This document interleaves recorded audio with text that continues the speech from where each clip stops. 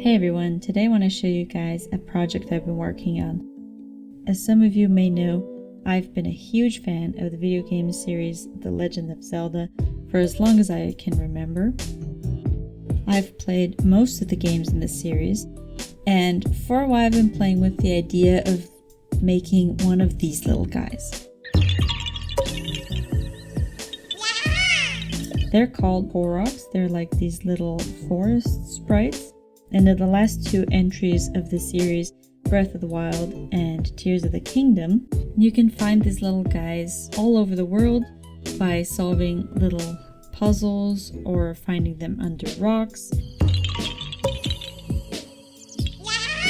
And I just think they're so adorable, and I wanted to try my hand at making them out of polymer clay. So while researching the appearance of Koroks, I came across this subreddit. Now this Redditor made a really extensive list of the appearance of Koroks, what differences they have in body colors, mask types. They even showed a statistical distribution of the combinations of masks and bodies, which I found really fascinating. So thanks a lot to this Redditor for giving us this research. I just wanted to try making one at first, so I asked my friend group, and the crowd favorite was mask number 3, which is the bell-shaped olive green leaf mask with the brown and light brown body color. So that's the one I decided to make. I kneaded together the brown tones that I wanted to use, and I started shaping the body. So they have these color blocked bodies. They're supposed to look like woodish tree figures. And while I was making these, the colors did bleed into each other a little bit while I was molding the body. So they didn't turn out quite as blocked as I had originally wanted them to. But I was pretty happy with the shape of it. They're really cute and pudgy. I added some wire in the bottom because I want to put this little guy on a piece of wood as a base and decorate that to have him like as a desk ornament.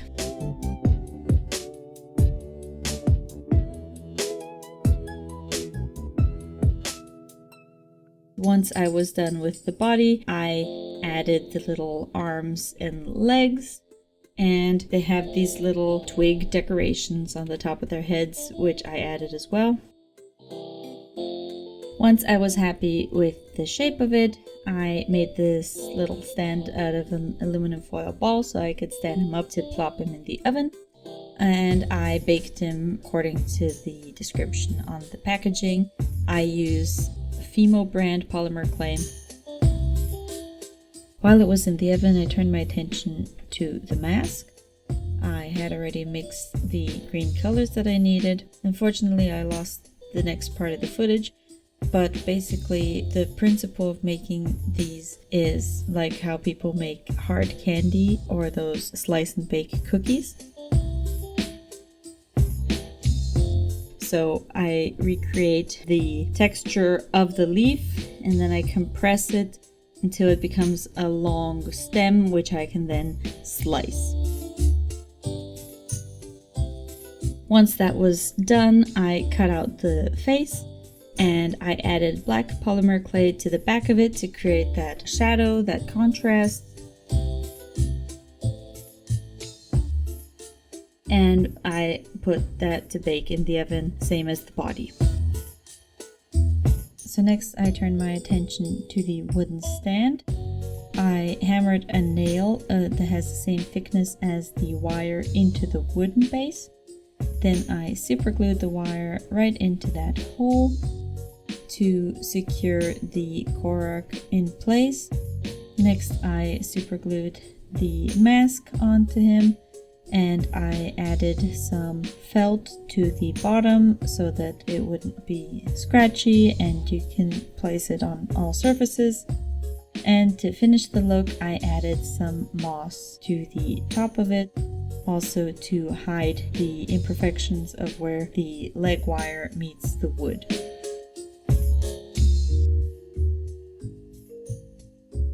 Now, as cute as Koroks are, it has become a running theme that when you find a Korok under a rock, you throw that rock at the Korok. So naturally, I had to make a rock to hide my Korok underneath.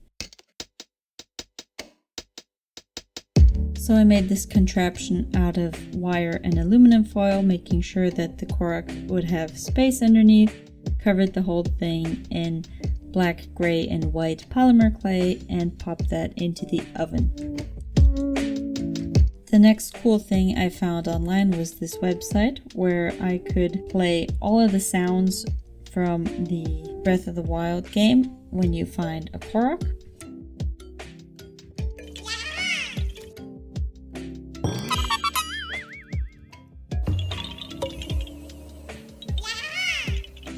Which was great because I had bought this sound module I found on Amazon, which is light activated. And what I did is I recorded the Korok finding sound onto the module.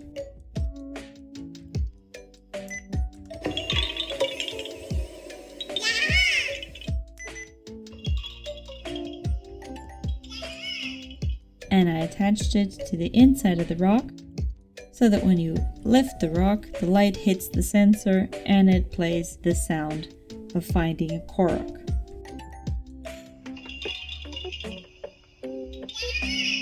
Now, I was really happy with how this turned out, but upon looking at my little guy, he looked really lonely all by himself, and I thought, why not? Why shouldn't I make every single variation of Korok that there is?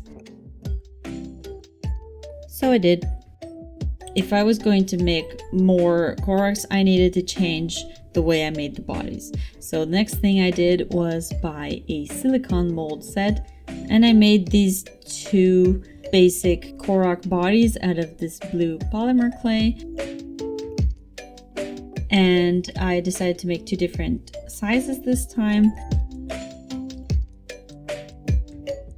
I mixed together the silicone and poured it into the mold.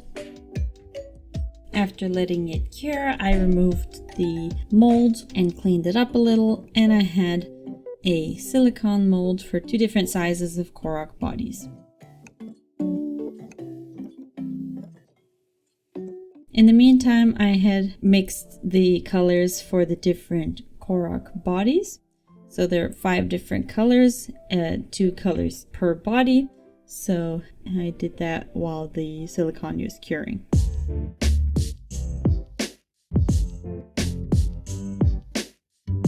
And with help of the mold, I could create the shape of the Korok body without losing the color blocking, which really helped the final look of the Korok. It was really easy to use. For the first time I ever made and used silicone molds, I was really pleased with the results. They just needed a little bit of cleanup when they came out of it to smooth it out a little bit. And I was able to apply the same method on all the other colors. So I made a couple of big ones and a couple of small ones per color combo.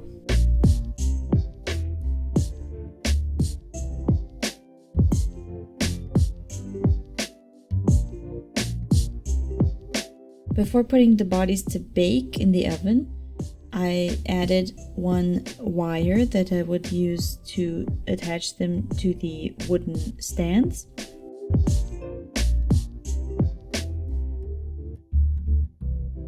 And after they were all baked, I added the limbs. After making the prototype Korok, I realized that it was hard to keep the shape of the body if I made the limbs before I baked it. So before I I added the limbs to the other Koroks, I baked the body without any appendages. That way, when I added the limbs to them, the body would not become deformed. And luckily, polymer clay is pretty forgiving with that, so you can put it in the oven multiple times without it changing color or burning or anything like that. When you add the limbs, the polymer clay just really grasps onto itself without any extra adhesive. You just have to make sure to really press it in and smooth it out and blend it into the body. And any of the imperfections of the blending we'll get rid of later on when we sand everything down. And here I'm just creating the flying versions of the Koroks. Some of them hold on to this flying Korok leaf, so they hover a bit over the ground. And I just recreated that with a floral wire sticking out of the side of the body instead of adding the standing wire in the bottom. Once all the limbs are attached, we put these bad boys back into the oven to bake. And then I turn my attention to the masks. Now thankfully I still had some of the first mask that I made. So when I decided to make all the other Koroks, I didn't have to make more of this type of mask, but I did have to create colors for all the other ones. So the next couple hours was just me kneading polymer clay colors. Now you can see the method that I used to make these masks. So I just followed the design of the leaf and create the individual lamellae and cover them with the second color to make the distinction. And once I have the final shape, then I start compressing it until it becomes smaller and longer, and then you can just slice it off.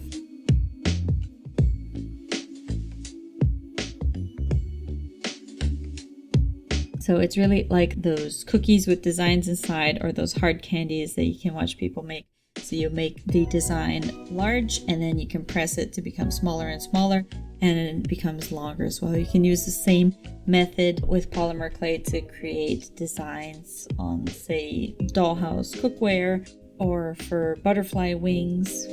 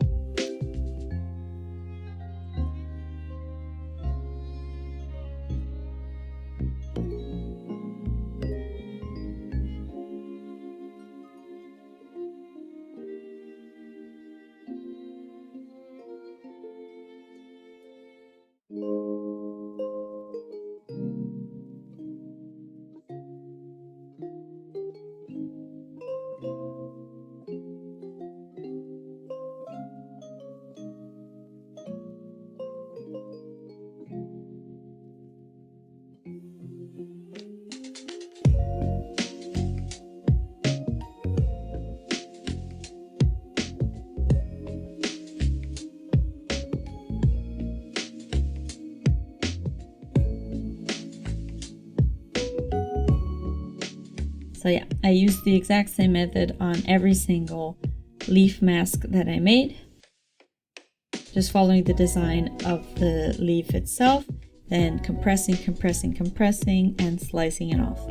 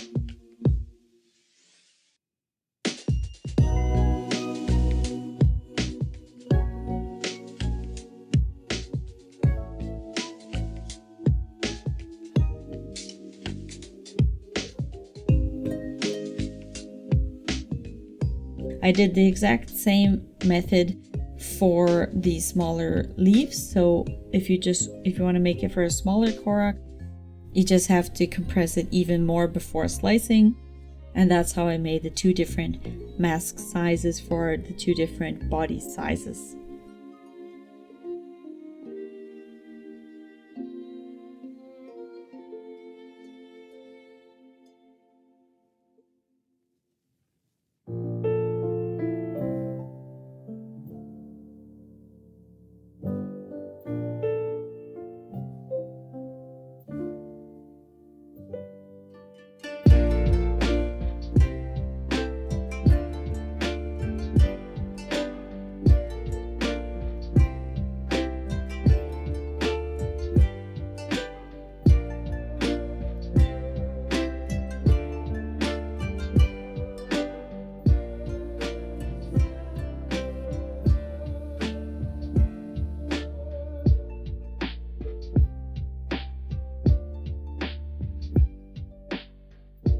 Now the star-shaped one was the hardest one to do. It did become a little bit wonky, but it still turned out quite nice in the end. And the good thing about the Korok masks is that they're supposed to be leaves, and no two leaves are the same, so I could forgive myself the little imperfections in differences between the masks, because I think that they look even more natural than the ones that you can see in the game.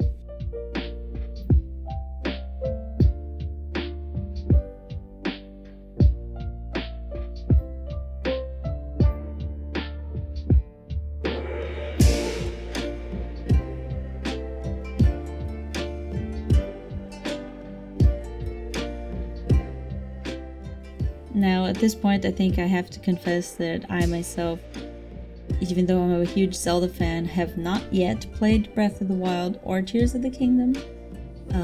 I just didn't get around to it yet. It's still on my to playlist.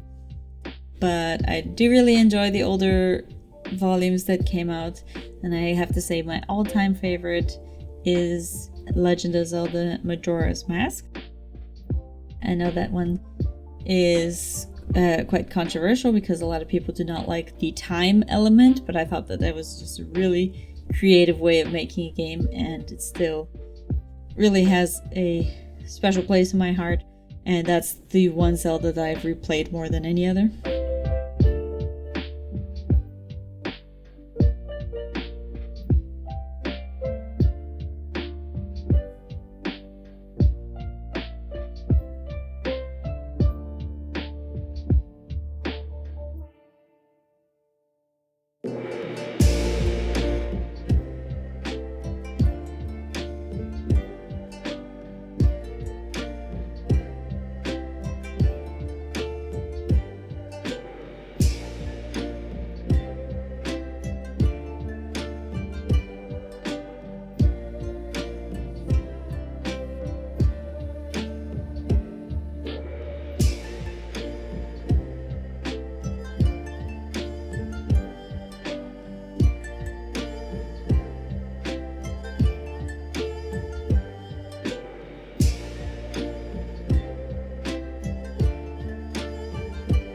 All the masks, once they are sliced and the face cut out, are also put into the oven and baked according to the directions of the polymer clay packaging.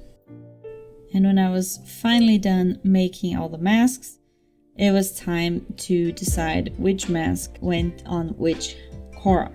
This was important to define beforehand because I had realized in the meantime that Koroks have noses. So as you can see, the first prototype that I made did not have a nose, but apparently they have a little twig nose that's meant to look like it's suspending the leaf. I assigned them to the different bodies, and then I proceeded to mark where the noses should be.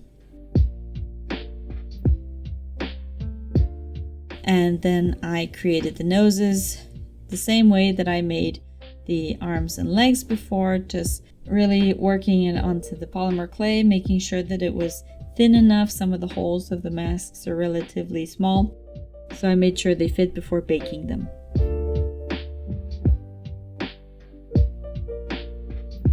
And once all the noses were on, I added black polymer clay to the back of the masks on all the holes that were not nose holes, so that I could make that shadowy effect and intensify the contrast. And then I put everything back into the oven. Next, I sanded all of the areas where I had added more polymer clay, so all the limbs and the nose and the twig details, so that everything was nice and smooth and blended.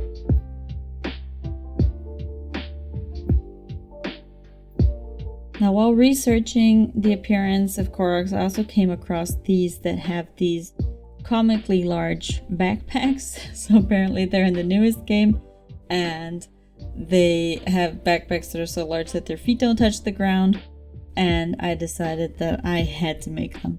So what I did was I got these little containers that I wanted to include into them, because I thought if I make these large backpacks, might as well make them functional. So I got these two little tins. So I have one for the larger Koroks and one for the smaller Korok. And I ended up having 6 Koroks to make backpacks for. So when I made the bodies for the Koroks that would get backpacks, I didn't add the wire to the foot because they don't need to stand, because they're being hoisted off the ground by their absurdly large backpacks.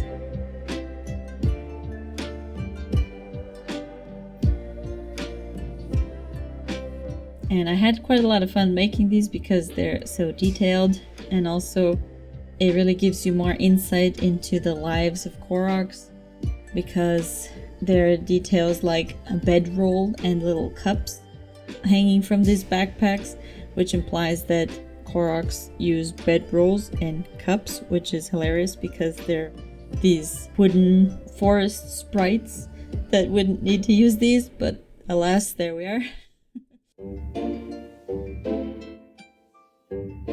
So here are the finished backpacks. I made 3 different color schemes, 3 big ones and 3 small ones.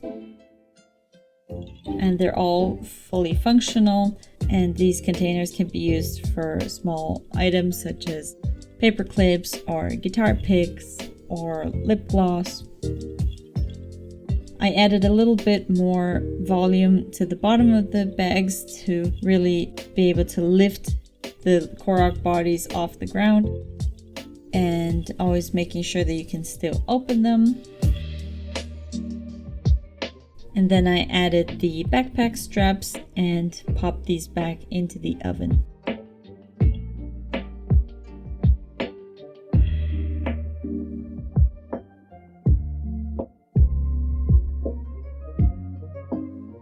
Then it was time to prepare the wooden bases. I did this the same way as I did the first one, by nailing this thicker nail into the wood, pulling it back out again, which is easier for some than for others. And then it was time for the final assembly, which meant remembering which mask went on which Korok. Some of them are interchangeable, but some of them have their noses in specific places for the nose holes. Then I glued the masks into place with super glue. Then I added the felt to the bottom of the wood.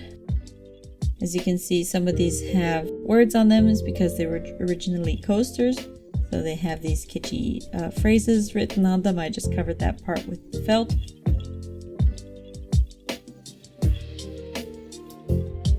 Super glued the leg into place.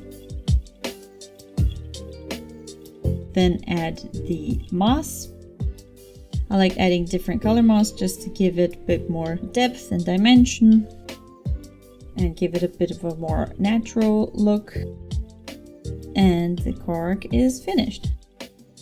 Then repeated the same procedure for all the other Koroks that were made to stand.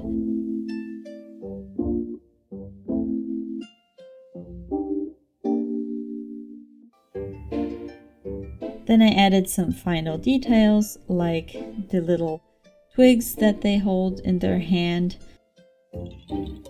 I also added some Korok seeds, which is what they give you when you find them in the game,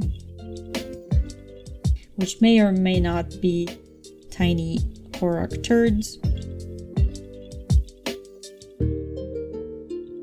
I wanted to make some more covers for the Koroks to hide them under. So I made these out of flower pots and air dry clay, and I painted them with watercolors to give them a bit of the Breath of the Wild aesthetic. I bought a couple more sound modules and recorded the sound onto them.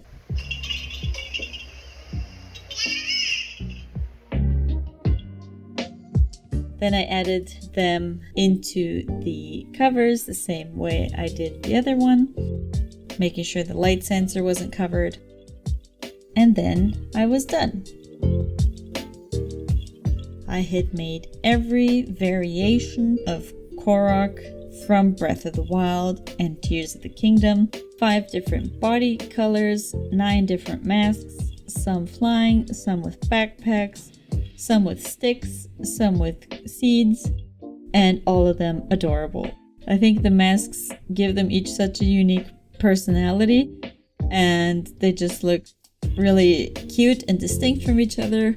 This was a huge project. It took me a lot longer than I expected, but I'm glad with how it turned out, especially with how these covers turned out and that it works so well with the light module, so they're interactive.